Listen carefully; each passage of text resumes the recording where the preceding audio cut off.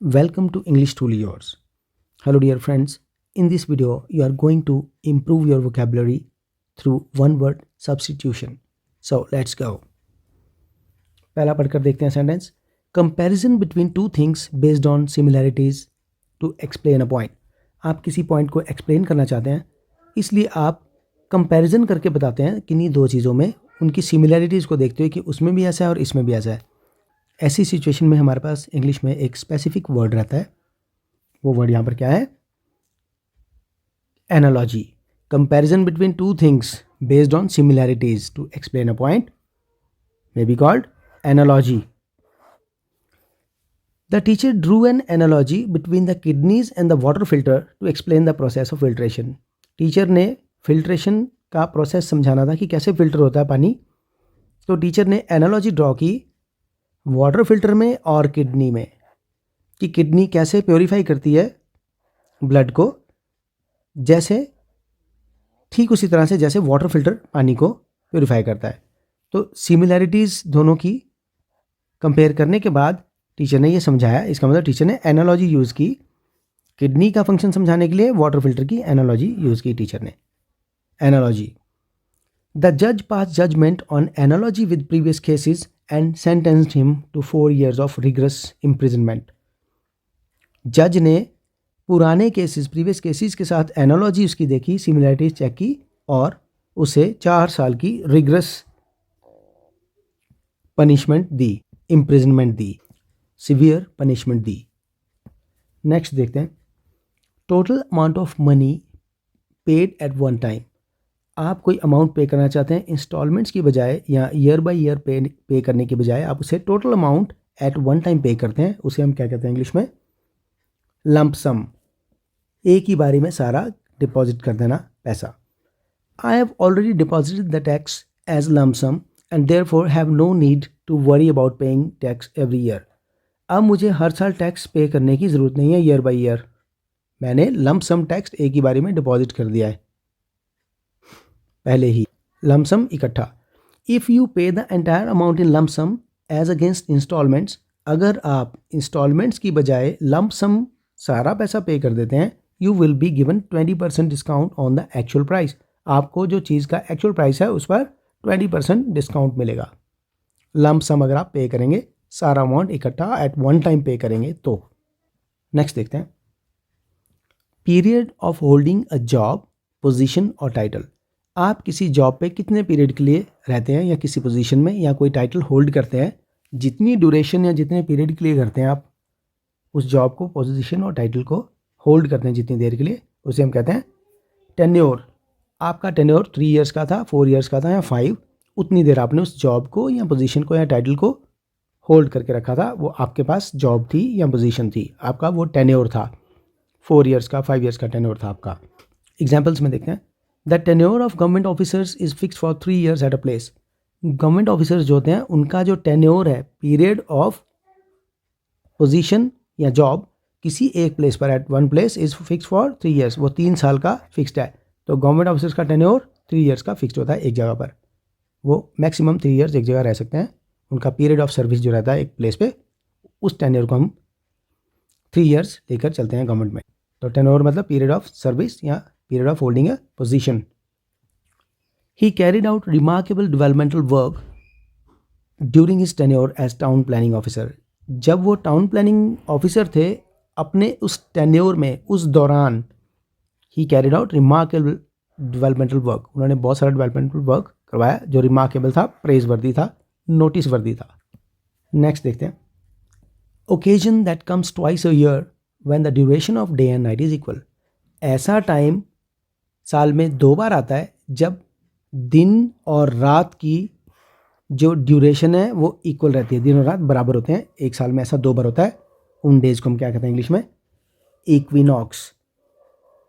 दिन और रात जब बराबर रहते हैं, इक्विनॉक्स. सेंटेंस में देखते हैं. Equinox comes around 21st of March and 23rd of September every year. एक साल में 2 बार आता है, 21 मार्च को और 23 सितंबर के आसपास हमारा इक्विनॉक्स आता है हर साल. दिन और रात जब बराबर होते हैं, इक्विनॉक्स. इक्वी मतलब इक्वल और नॉक्टिस मतलब नाइट. इक्विनॉक्स वहीं से बना ये वर्ड जो इसकी एटिमोलॉजी है. नेक्स्ट देखते हैं. Existing at the same period of time, कोई दो पर्सन या दो चीज़ें या दो रूल, कोई भी दो चीज़ें सेम पीरियड ऑफ टाइम पे एग्जिस्ट करती हैं, को एग्जिस्ट करती हैं किसी सेम टाइम पर, तो उसे हम क्या कहते हैं? कंटेम्प्रेरी।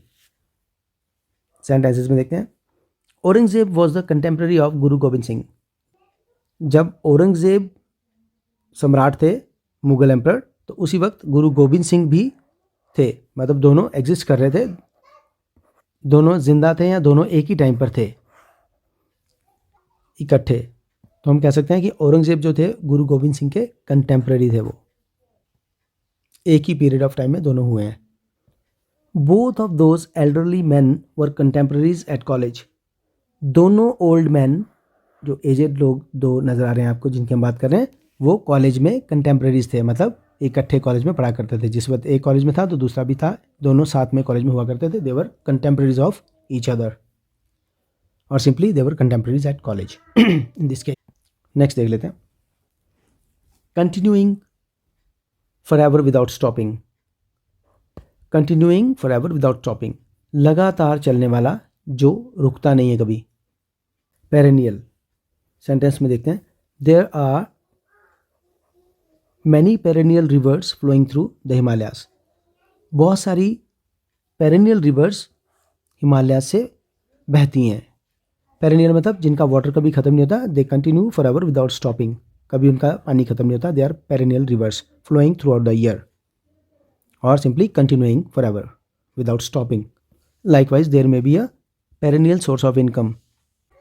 नेक्स्ट देखते हैं, a feeling of guilt for having done something wrong.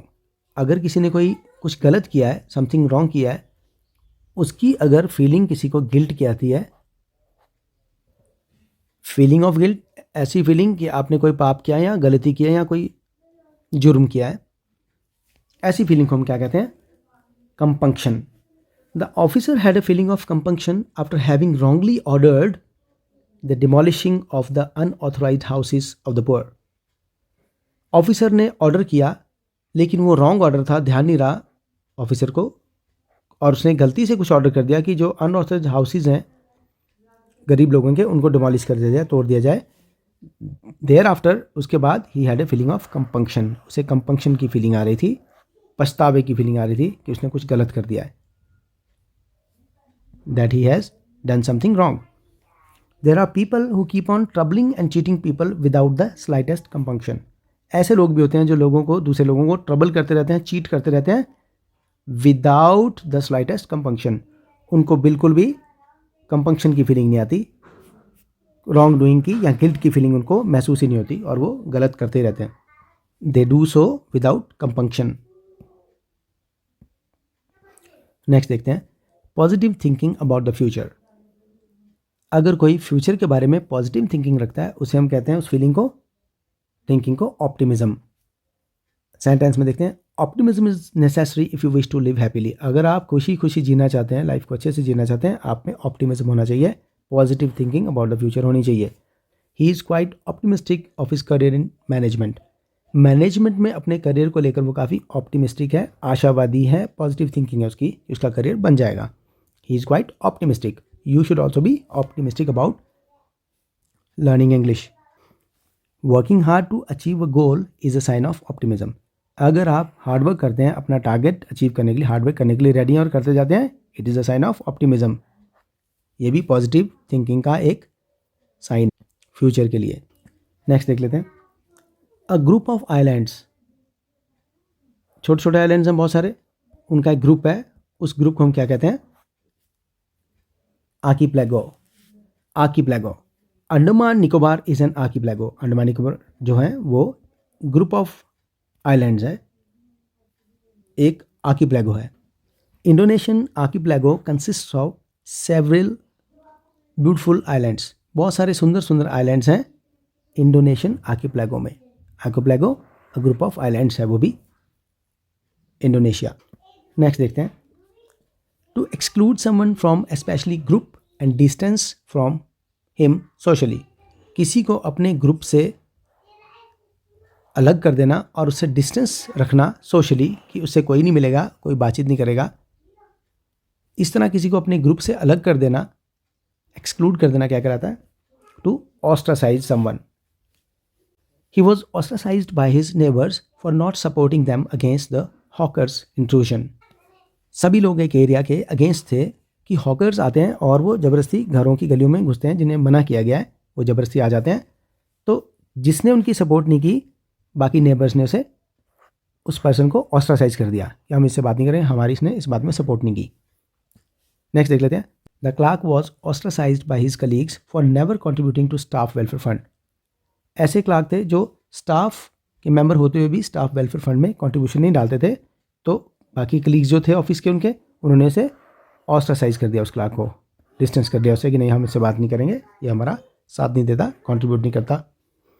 Ostracise simply means to exclude someone from group and distance from him socially, socially सोशली बातचीत बंद कर देना उससे। सो डियर फ्रेंड्स, ये थे हमारे आज के वीडियो के 10 वर्ड्स जो हमने वन वर्ड सब्स्टिट्यूशन मेथड से सीखे और सेंटेंसेस के साथ समझने की कोशिश की। आई होप आपको अच्छे से समझ में आए होंगे। Thank you, thanks for watching. अगर वीडियो अच्छा लगा हो तो लाइक, शेयर और कमेंट ज़रूर करें और चैनल को सब्सक्राइब करें। Thank you, thanks for watching.